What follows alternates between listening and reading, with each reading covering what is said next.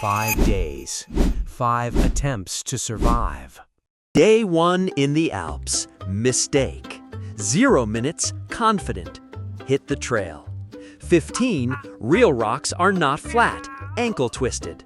40, sun is way too bright, I'm literally blurring. 60, finally the perfect flower, time for a selfie. Strike the pose, hit the button, and then the bumblebee. It's 50 times my size, sounds like a jet engine, and 0 respect for personal space. It flattened me like a pancake. I tried to explain I'm the main character, but it just started eating my head. Then, a gust of wind. To you, a breeze. To me, a Category 5 hurricane. Wiped out. Now I'm hanging off a blade of grass, phone busted, looking like a panicked scrap of paper. Nature is not for 2D. Next time, I'm staying in the laptop. Day 2. I thought I was ready for anything. I was naive.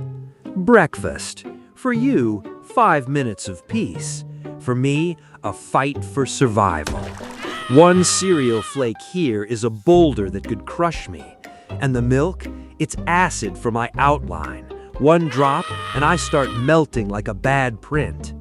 I tried to reach for the spoon, but it's cold, heavy, and completely uncooperative. Suddenly, the giants returned. Hey, watch it! You're about to trigger a tsunami. I barely escaped. In the end, I'm soaked, my outline is blurred, and I didn't even get to eat. Honestly, next time I'm staying in the laptop.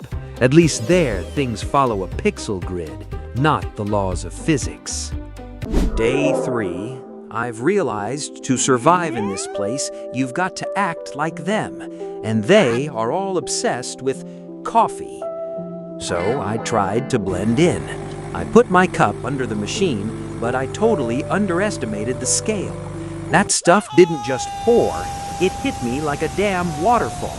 It knocked me flat, smeared me across the table, and now I'm not a Stickman anymore. I'm just a giant brown smudge. I tried to wipe it off with a napkin, but that just made it worse. Now I looked like a failed sketch by a mad artist. Sitting here on the edge of the desk, looking at this cup, I have to ask, why do they need all this energy if they never get anything done anyway? Tomorrow, I'm trying something less soaking wet. Day 4. Being 2D in a 3D city isn't just inconvenient, it's a war for personal space.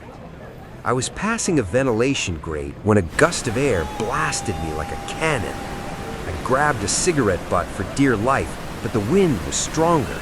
I spun into a vortex, glitching through a crowd like a broken video game. One guy didn't even notice I passed through his shoe. He just swatted me like a fly. I slammed into a brick wall, stuck to the concrete like a cheap poster. While I was peeling myself off, a kid poked me, asking his mom why the drawing was blinking.